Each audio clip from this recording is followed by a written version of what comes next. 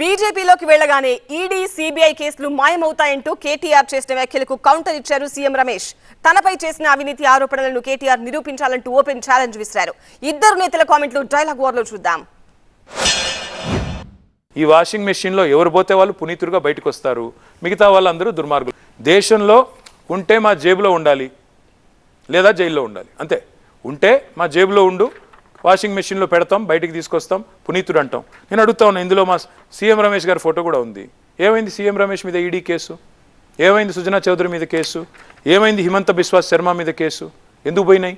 ఎందుకు వాళ్ళ గురించి మాట్లాడరు? నేను ఏమంటున్నా అంటే బీజేపీ యొక్క ప్రవర్తన దేశంలోని ప్రతి ఒక్కరు చూస్తున్నారు.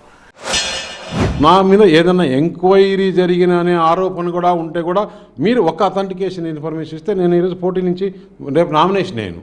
లేదంటే కేటీఆర్ ఇప్పుడు చేసిన ఎమ్మెల్యేకి రాజీనామా చేసుకుంటాడా? Challenge, open challenge.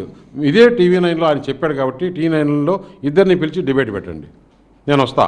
ఆయన ఒక్క ఆరోపణ ఉన్నట్లు కూడా చూపిస్తే నేను రెడీ. ఇంక వాషింగ్ మిషన్లు ఎందుకు? ఇప్పుడు ఆయన గేదగా వాషింగ్ మిషన్లో వేయాలా?